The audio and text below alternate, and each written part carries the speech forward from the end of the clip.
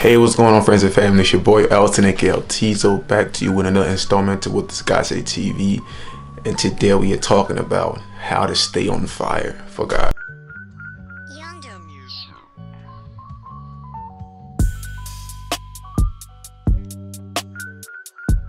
You know, one of the questions that I've always been asked the most, when I share about my faith, or even when I just go about, just having an organic relationship with any Christian or even any non-believer, like Elton, how do you do this thing, man? How are you able to stay consistent with your faith, and actually, respect the things that you said that you would not do, pretty much. And for me personally, and I'm not trying to say that, I'm like sort of a perfect person, or I'm like at this level, no, because I'm learning every single day I go to church. I'm faithful, it's just being consistent with certain things that I was able to put in place in my life with the help of leaders who are ahead of me. And once I was able to apply these principles in my life, I've just been able just to maintain my integrity in God and constantly be on fire.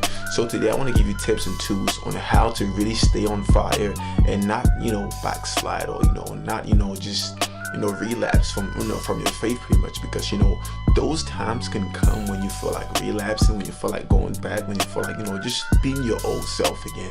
But I'm guarantee you, if you're able to stick to these things that I give you, I'm telling you, you will always be on fire. You will always have that willingness to want to desire God even more than what you used to before. So stay tuned. Tip number one is be part of little groups, of little gatherings, little prayer groups. Those things are so impactful. Like, those things, to me, it's the core of what discipleship should pretty much be about. When the Bible talks about how they had a upper room experience in Acts chapter 2, pretty much, those are little groups, and there's so much in little groups. The Bible says in Hebrews 10 from verse 25, it says, not giving a meeting together as some are in the habit of doing, but encouraging one another all the more as you see the day approach. There's beauty when we come together in little groups and we just begin to fellowship together, because to me personally, those are the moments where I come in a room and I make myself vulnerable, and we all make ourselves vulnerable, and we are all able to patch one another up with the word of God, because nobody is perfect. Because where you're strong, I might be weak, and where I'm weak, you might be strong. So that is where you reinforce me. That is where I reinforce you. And for me, when being part of little groups, or little gatherings, where we come and we strengthen one another up, we encourage one another, like the Bible talks about in Hebrews chapter 10 verse 25, is what is able to make me maintain my integrity and my faith in God. It's what keeps me on fire, pretty much, because I have people who are constantly pouring into me day in and day out that I'm also pouring into. Once you have those little prayer meetings or groups and you're part of it, I'm telling you, it's hard not to be able to stay on fire, because you will be on fire constantly. Now, the second thing that I want to talk about that really keeps me on fire is accountability. Accountability has been accountable towards what God has given you, towards what you have in your possession. And to me, having leaders in front of me that I have to give an account to what I'm doing with my life and where I'm going and when I'm moving forward, it always keeps me grounded and it keeps me on my toes. If you're not accountable, if you don't give an account for your life, you won't find it necessary to pretty much to maintain something.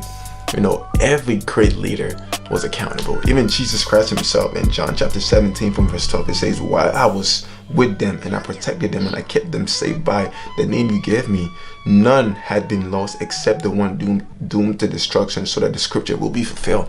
God was talking about how he was giving his disciples and how he was able to maintain his disciple. He was accountable for each of his disciple except from the one who betrayed him, which is Judah, pretty much. And accountability will make you maintain, will make you stay on fire, because you're constantly giving a report, to your leaders, and as you're giving them a report about your life, because you're telling them, hey, this is what's going on. They're also keeping you to that standard, and they're also encouraging you.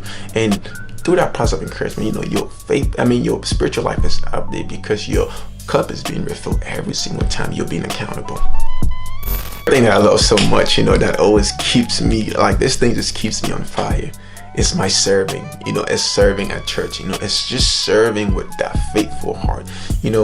Like, don't find a church, man.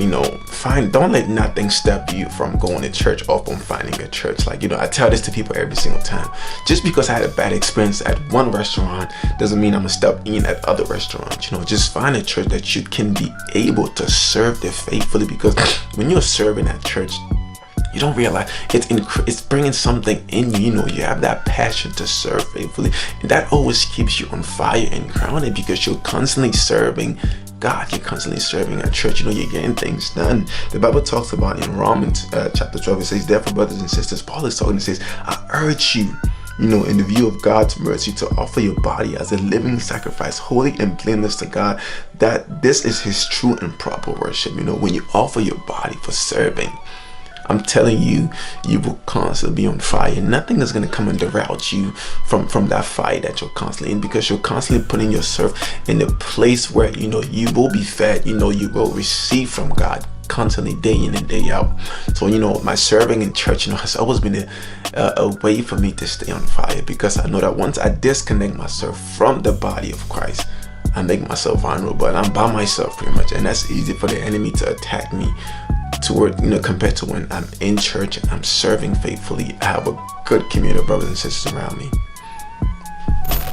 One of the this is the last point, and I hope that these points have been really impactful. One of the last things that I really value is my surrounding. I'm very meticulous about who I associate myself with, the type of people that I even call friends around me. And your environment has a big part of playing that role of bringing fire into your life or taking away from that fire in your life. And the Bible is actually pretty precise about this. If you read, 1 Corinthians chapter 15 verse 33, it talks about, do not be misled, for bad company corrupt good character. And if you reverse the scripture, instead of saying bad company corrupts good character, that means a good company can have a good influence on you. And for me, as my surroundings is something I value the most, because I believe that, if you show me your 5 friends, I will show you a future. If you show me your closest friends, I can tell how much, you can stay on fire, or how much you can diminish in the fire.